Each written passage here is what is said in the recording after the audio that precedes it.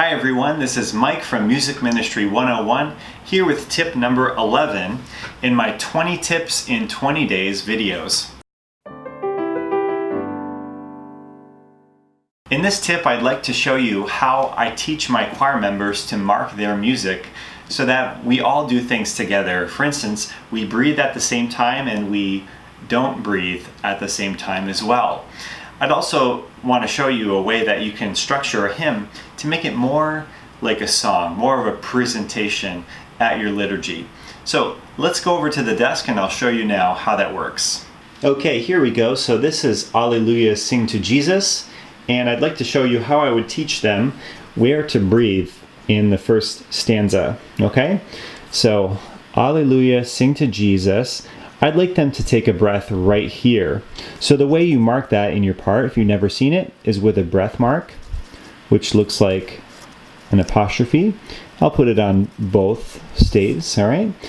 And that tells your singers to take a breath there. Take a breathe. All right. I've seen choir directors do this a different way, which I'll show you as well.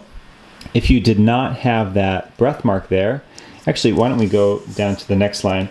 Some choir directors actually do this. They'll take the last quarter note and they'll shorten it to an eighth note and put an eighth rest there. Now, what that shows is exactly the same thing. Take a breath, okay? Leave a little bit of a space before you continue. So there's two ways to show that. Now, what if you don't want a breath? Let's say you don't want a breath here, okay? So there's two ways that singers show that. The first way is my preference, which is just to connect over the line here. So if a singer sees this, they're going to connect right through with no breath. Now, the other way to show don't breathe is NB for no breath, okay? So that's another way to show that. Now, let's say you have a hymn like this, which you probably know, and you want to make it more of a song style. Let's say you're doing this for communion and you're not sure that people are going to be singing along. Well, what you could do with your choir is change it up a little bit. Don't sing it the same way the entire time. So maybe you're going to have them start, and you have just the women begin. Verse 1. Maybe verse 2 is the men begin until you get down to here, and then you want everyone to sing. So I'm going to put all right there. Okay? That allows the music to sort of breathe a little bit, and it lets you shape it the way you want. Maybe the last two verses are both all with the parts. Okay? So you can arrange these hymns to make them more special for your congregation to listen to. Basically, you can take a hymn like this, arrange it with some of these techniques, and then you can present it to your congregation as a special choir song. It's a very easy lifting way to get a lot of bang for your buck, so to speak, out of the text, out of the hymn, and all of that for the congregation. So, hope you enjoyed this tip, and I'll see you tomorrow in the next. And one more thing on that last topic of making a hymn into a song. Perhaps Alleluia, Sing to Jesus is not the best example of this, but imagine doing Were You There or doing Amazing Grace. You could make a hymn that's in your hymn book into more of a song that you could present at the liturgy. So I hope you enjoyed this tip, and again, see you tomorrow at the next tip. If you are someone that regularly works with amateur singers and you've been enjoying these tips, please click on the link in the description below to check out my Choir Essentials training program. It is an online video training program that will help you to hone your skills as a choir director.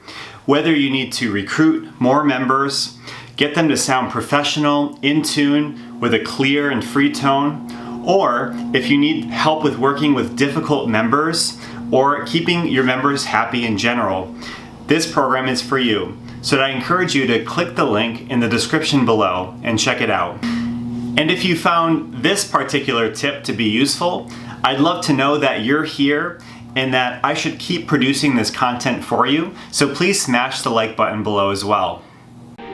If you'd like to build your choir or start one, If you'd like to get your choir sounding professional with perfect harmony, rhythm, and vocal blend. If you'd like to motivate your choir to learn new songs and harmonies without any hassle, I'd like to invite you to try my Choir Essentials training program today. Hi, my name is Michael Carney from Music Ministry 101. Over the past 15 years, I've been able to grow and improve several choir programs in churches and in schools, from just a few members to hundreds more.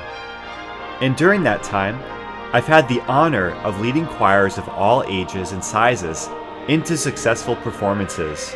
As I've become more successful with choir directing, a lot of people started to ask me for tips and advice that they could use to create more success for themselves. I've created a training program that contains the most important things I've learned about growing a choir, getting them to sound great, and running a successful choir program. And you can watch them all now in my Choir Essentials training program. You'll learn everything from my step-by-step approach to recruiting adult and youth choir members, to the best ways to teach harmony without having pushback from your singers, and the quickest and best ways to improve your choir's sound, whether it be an issue of vocal blend, pitch, or rhythm. My ideas and methods have impacted people around the world, and I know I can help you to build the successful choir that you've always wanted to achieve. Just visit me at musicministry101.com and try my Choir Essentials training program today. It is risk-free for 30 days and will guarantee that you will massively improve your choir program. Thanks for checking out my channel.